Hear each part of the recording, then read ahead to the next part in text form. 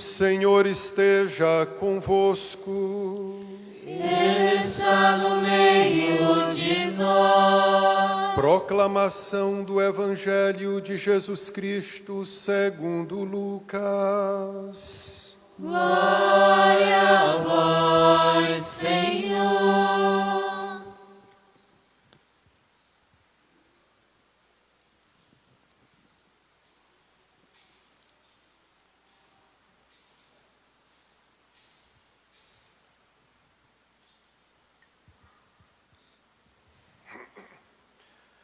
Quando se completaram os dias para a purificação da mãe e do filho, conforme a lei de Moisés, Maria e José levaram Jesus a Jerusalém, a fim de apresentá-lo ao Senhor.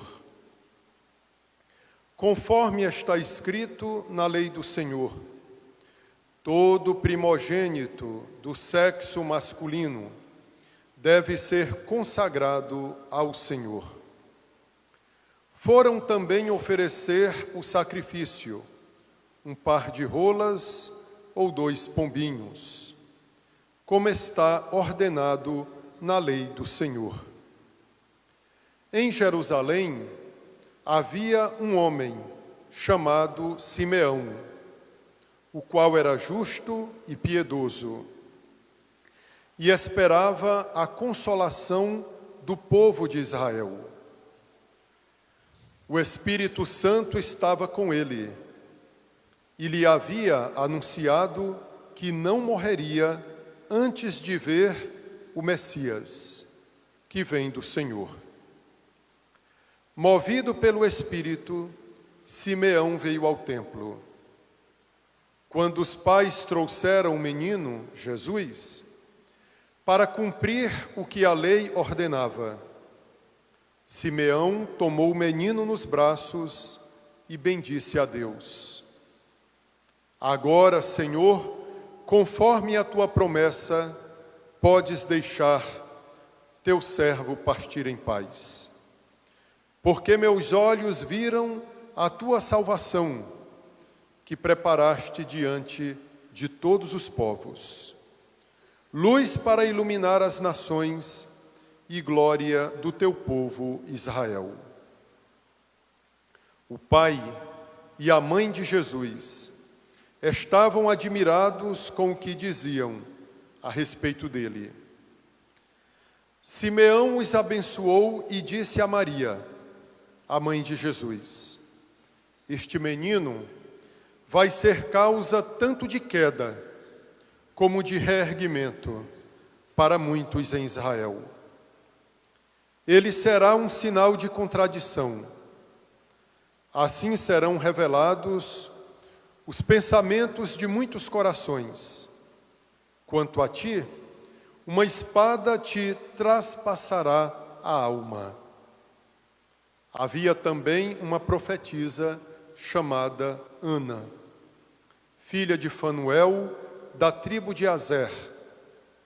Era de idade muito avançada, quando jovem, tinha sido casada e vivera 7 anos com o marido. Depois ficara viúva. E agora já estava com 84 anos. Não saía do templo, dia e noite servindo a Deus com jejuns e orações. Ana chegou nesse momento e pôs-se a louvar a Deus e a falar do menino a todos os que esperavam a libertação de Jerusalém. Depois se cumpriu tudo conforme a lei do Senhor. Depois de cumprirem tudo conforme a lei do Senhor, voltaram a Galiléia para Nazaré, sua cidade. O menino crescia e tornava-se forte, cheio de sabedoria, e a graça de Deus estava com ele. Palavra da salvação. Glória a vós, Senhor. Nossa Senhora de Nazaré, rogai por nós. São José, Rogai por nós. louvado seja nosso Senhor Jesus Cristo. para sempre seja louvado.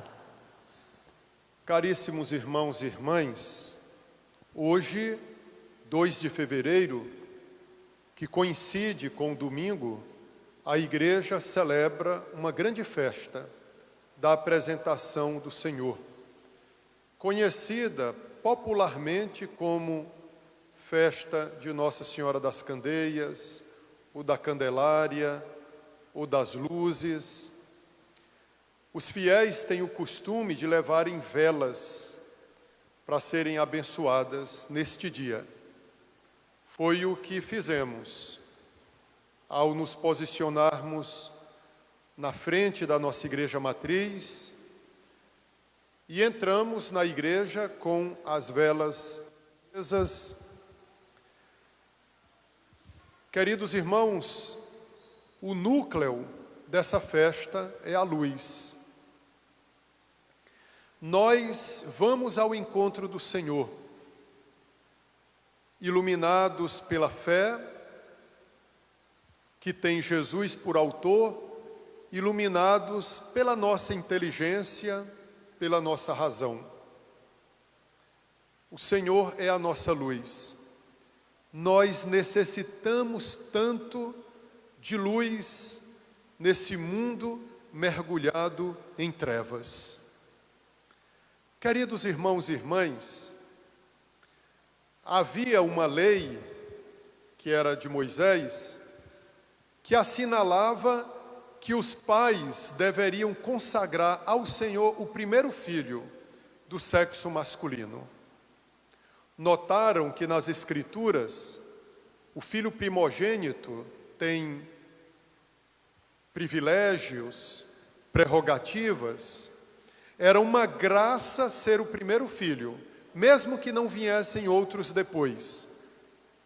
Mas lembremos que não é por acaso que o filho primogênito deve ser consagrado a Deus. 2 motivos. Primeiro, Deus exige sempre o melhor. Ele não quer o resto. Tudo de bom que vem no início pertence a Deus, porque Ele é a beleza. Nós não vamos oferecer a Ele o que sobra. Não só o filho primeiro que deveria ser confiado ao Senhor, mas também os frutos da colheita, as primícias, os primeiros frutos da colheita. Os primeiros animais, aquele animal que abria o ventre, digamos, materno, deveria ser ofertado ao Senhor. Segundo motivo, esse filho primogênito faz alusão ao Filho unigênito de Deus, nosso Senhor Jesus Cristo. Ele é o primogênito também. As Escrituras chamam Jesus de unigênito de Deus, mas também de primogênito, porque Ele é o primeiro de uma multidão de irmãos. Olha aqui os irmãos. Era o que nós escutávamos na segunda leitura que uma criança fez da carta aos Hebreus.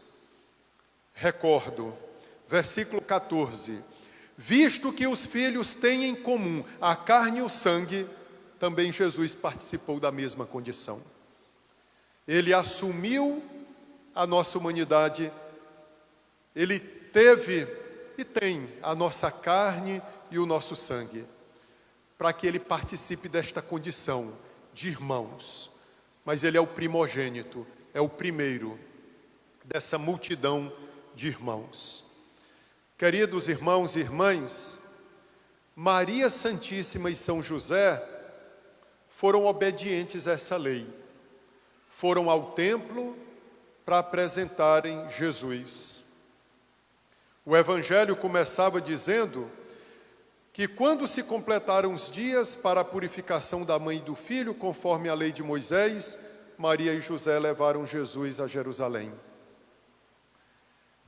Meus irmãos, nem Jesus e nem Nossa Senhora precisavam de purificação, mas eles se submeteram a essa lei. Como diz São Paulo na carta aos Gálatas, ele nasceu sob a lei para libertar aqueles que jaziam sob o jugo da escravidão. Nosso Senhor era semelhante a nós em tudo, exceto no pecado. Assim também rezava a segunda leitura da carta aos Hebreus. Por isso, devia fazer-se em tudo semelhante aos irmãos. Mas, meus irmãos, ele assumiu o nosso lugar, por isso que São Paulo, na carta aos Gálatas, ensina que ele se fez pecado por nós. Ele não pecou, mas ele se fez pecado por nós. A Virgem Maria será associada, como veremos daqui a pouco, a essa obra de Nosso Senhor de salvação do gênero humano. Queridos, ao levar Jesus a Jerusalém, e mais precisamente ao templo, é passado um recado para nós. Jesus, é esse o recado, Jesus é a verdadeira vítima do sacrifício, o Cordeiro de Deus que tira o pecado do mundo. Lembram quantas vezes já ensinei para vocês que no templo eram oferecidos os sacrifícios, mas esses sacrifícios eram transitórios, eram meios para o fim verdadeiro, que era o sacrifício de Nosso Senhor Jesus Cristo na cruz, que tem um valor perene, um valor eterno, perpétuo. Meus irmãos, quando a Virgem Maria e São José entraram no templo de Jerusalém, entrou em cena um homem piedoso chamado Simeão. O Evangelho o descreve como um homem justo, e ele estava cheio do Espírito. Por isso que ele foi ao templo na hora exata.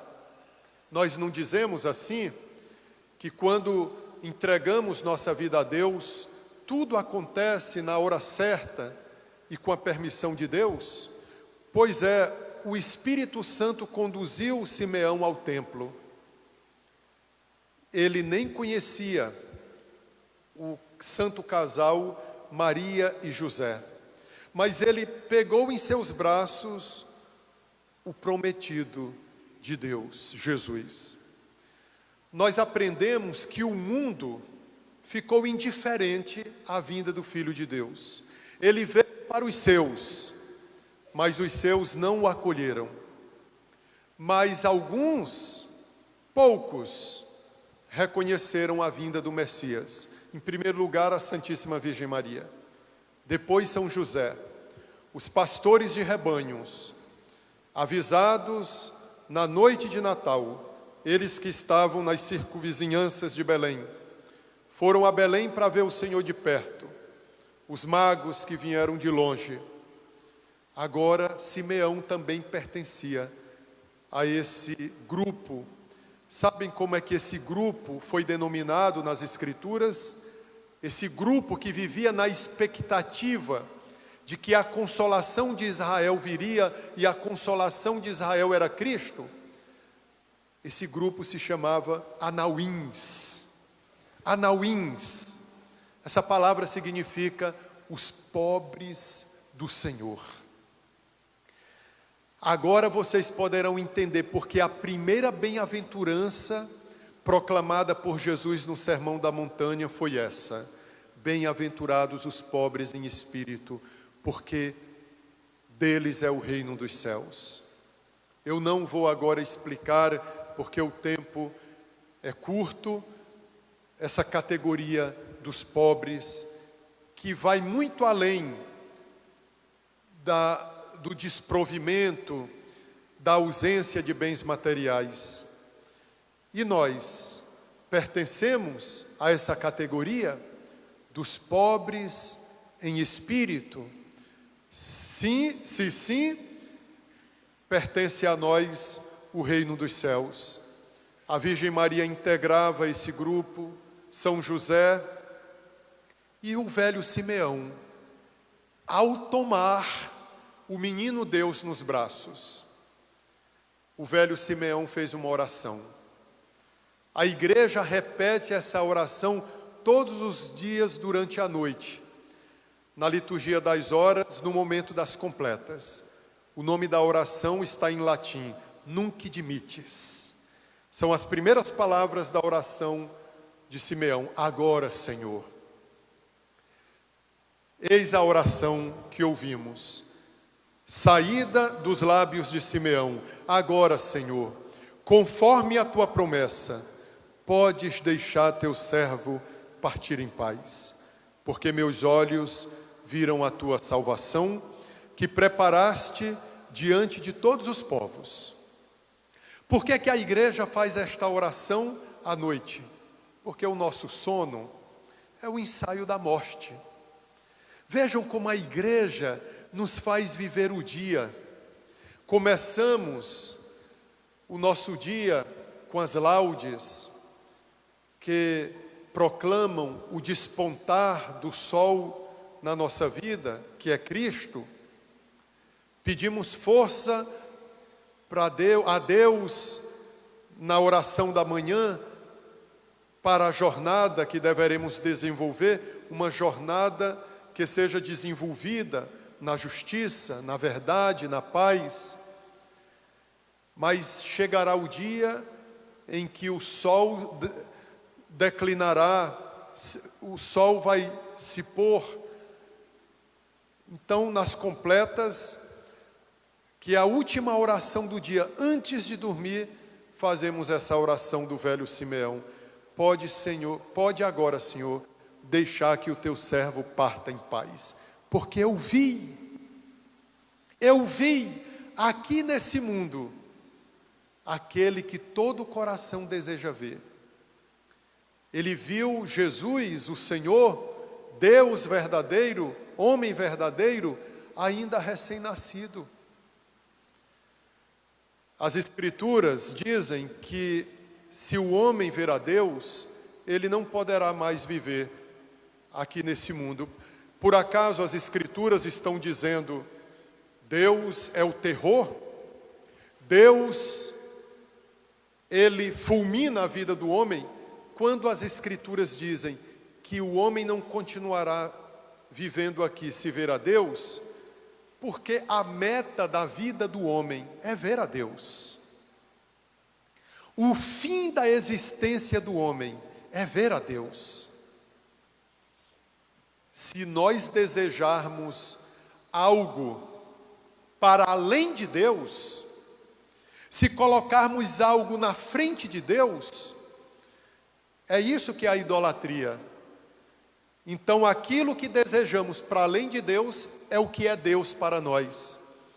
Por isso tudo que temos, colocamos antes de Deus. Deus vem na frente. Desculpe pela que me expressei erroneamente. Nós colocamos tudo depois de Deus. Deus vem na frente. São Bento, temos a imagem dele ali, ele repetia frequentemente, nada seja colocado antes de Deus. Nada seja anteposto ao amor de Deus. Deus vem na frente. Queridos irmãos e irmãs, então Ele é a meta da nossa existência. Ele é o fim. Se nós o contemplarmos, o que ainda a gente pode desejar? Além dele, que Ele é, Deus é a plenitude dos nossos desejos. Há um salmo, se eu não me engano, o de número 73, versículo 24. Reza assim: Senhor, se eu vos tenho aqui na terra, o que mais eu posso querer? O que mais eu posso desejar? O velho Simeão, então, colocando nos seus braços o menino Deus, fez essa súplica. Ele não pediu vida, não, vida longa. Deixa eu viver mais. Me dá mais alguns anos. Não, agora pode deixar o teu servo morrer. partir em paz. O Evangelho não diz que ele é velho. Eu que assim o chamo porque entrou no nosso imaginário por uma tradição popular que Simeão era velho, porque a gente associa a velhice à morte. Às vezes, erroneamente, também associamos São José a um homem já idoso. Mas, vejamos, Simeão poderia ser até um homem jovem, mas ele pede ao Senhor que a sua vida seja encerrada, porque ele contemplou a consolação de Israel. Ele recebeu de Deus a promessa de que não morreria sem ver o Salvador, sem ver o Senhor, a consolação de Israel. Eu digo a vocês, meus irmãos, nós estamos aqui nesse mundo também para conhecer a Deus. Longe de nós, Senhor, morrer sem te conhecer, de verdade. Longe de nós, Senhor, viver essa vida distante de ti. Olha como o povo de Israel tinha um lugar preciso para o seu culto, o templo. Mas ele foi destruído, passou. Essa destruição foi profetizada por Jesus e concretizada no ano 70 depois de Cristo. Mas quando Jesus profetizou a destruição do templo, ele não estava anunciando infortúnios, desgraças. Ele estava anunciando que o antigo culto passaria e se instauraria um novo culto, que é a Santa Missa, que celebramos na Santa Igreja Católica. Para nós que pertencemos a essa nova religião, a esse novo culto, há um lugar preciso também para a celebração desse sacrifício. A Igreja Católica. Então, queridos irmãos e irmãs, longe de nós não conhecermos o Senhor. Deus te deu uma graça de você viver, de você ter a idade da razão. Quantos não tiveram essa chance? Morreram ainda muito crianças, muitos ainda quando estavam no útero materno, não tiveram a oportunidade. O catecismo da Igreja Católica diz que essas crianças são confiadas à misericórdia do Senhor, mas você passou dos 7 anos de idade. 7 anos de idade é o início da idade da razão. Você pode conhecer Deus. Por isso, pais, deem o que os seus filhos têm por direito, o alimento da fé, desde a mais tenra idade. Conhecer a Deus. Eis aqui o desejo de Simeão. Eu agora posso morrer em paz, porque eu vi, eu conheci o Salvador, luz para iluminar as nações e glória do teu povo Israel. Meus irmãos, o velho Simeão abençoou o casal, Maria e José. Mas Simeão tinha uma palavra especial para Maria Santíssima. Olha o que Simeão diz, olhem o que Simeão diz para Maria: este menino vai ser causa tanto de queda como de reerguimento para muitos. Interessante, a Virgem Maria é destinatária dessa mensagem. Simeão liga a Virgem Maria à cruz. Esse menino vai ser causa de queda e de reerguimento para muitos. Ele será um sinal de contradição. Assim serão revelados os pensamentos de muitos corações. Meus irmãos, Simeão não pinta Jesus colorido. O Jesusinho que a gente criou, o paz e amor, o Jesus que me aceita do jeito que eu sou, com os meus pecados, com minhas manias, vícios, eu posso continuar do jeito que eu sou. É o Jesusinho. Ele vai botar todo mundo no céu. Todo mundo no céu. A porta estreita do Evangelho agora é larga, é espaçosa, entra qualquer um. Ele será sinal de queda. para aqueles que se aproximarem dele sem o desejo sincero de mudança de vida, de conversão. Vejam a comunhão. Nós cantamos isso na festa de Corpus Christi. Para uns, a comunhão é veneno. Para outros, é vida. São Paulo diz isso. Quem come e bebe o corpo e o sangue do Senhor, sem se examinar, come e bebe sua própria condenação. Viu, queridos irmãos? Por isso que a igreja nos faz advertências. O caminho está livre para a comunhão, meus irmãos, mas quem está em pecado mortal, sem se arrepender, sem contrição, sem conversão, você vai tomar veneno para a alma, um veneno letal. Agora você, que mesmo com pecados, digamos, combatidos, com contrição, pecados que você tenta vencer, você pode se aproximar sim da comunhão. Se você procura vencer os pecados, a Eucaristia será remédio, será vida.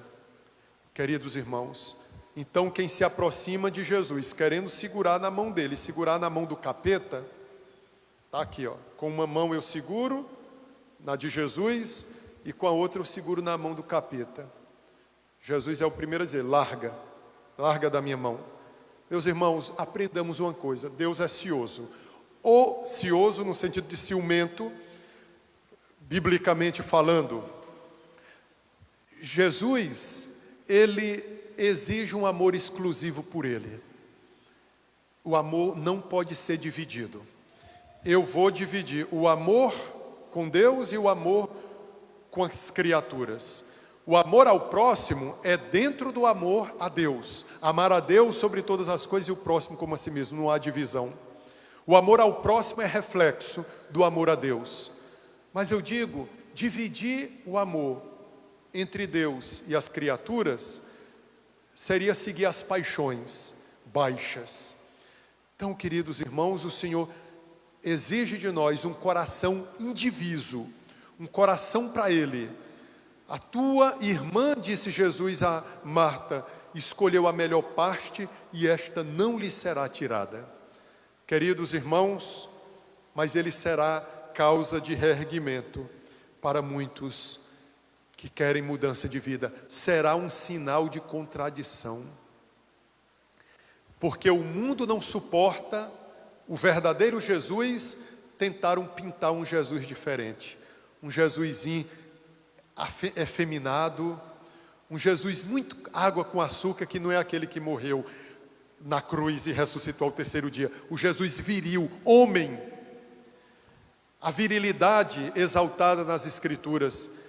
O filho do sexo masculino consagrado ao Senhor. O Filho de Deus será homem e não uma mistura, como querem fazer muitos nos dias de hoje, chamados modernos, que não tem nada de moderno. Ele será um sinal de contradição. E quanto a ti, uma espada vai atravessar a tua alma. A Virgem Maria será convidada a abraçar a cruz de Cristo. Sabiam que isso é um sinal de honra? Nosso Senhor disse, quem quiser ser o meu discípulo, tome a sua cruz e me siga. Se você for amigo de Deus, a cruz te será apresentada. Por isso que o Calvário é chamado de um monte daqueles que amam. Quem está cravado na cruz é o divino esposo das nossas almas, o esposo da igreja. E a Virgem Maria será estreitada nos laços à cruz. O apóstolo Paulo a Timóteo diz, quem com ele sofre, com ele também reinará. Escutem, está na Bíblia. Quem com ele sofre, com ele também reinará.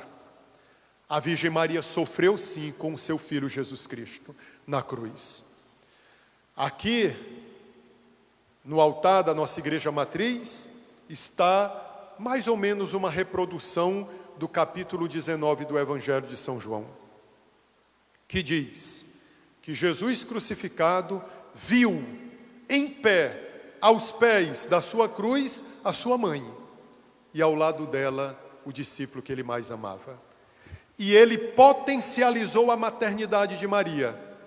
Ela já não seria mais só mãe do Filho de Deus, Jesus Cristo, mas como ela foi perseverante até o fim, no sofrimento e na dor, ela não desistiu, o Senhor então viu que ela era digna de ser mãe de toda a igreja e disse para ela, se referindo a todos nós representados no discípulo que Jesus mais amava: eis aí o teu filho.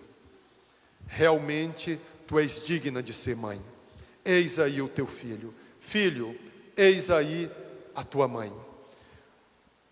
A Virgem Maria, nesta imagem de Nossa Senhora das Dores, é representada numa situação aflita. Ela está com o rosto de alguém que sofre, porque a Virgem Maria não foi espectadora do sofrimento da paixão de Cristo.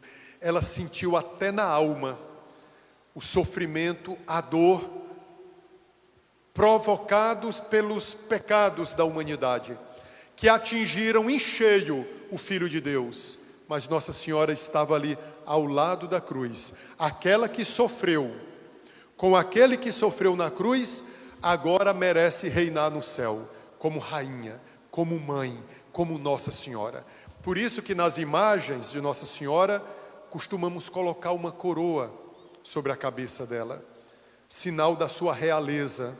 Assim ela é apresentada na imagem da Virgem de Nazaré, assim ela é apresentada na imagem da nossa padroeira Santa Maria, porque se ela sofreu com ele, e é São Paulo quem diz, se com ele sofremos, com ele reinaremos, a Virgem Maria reina muito mais, porque ela sofreu a beça até Cristo beber a última gota do cálice.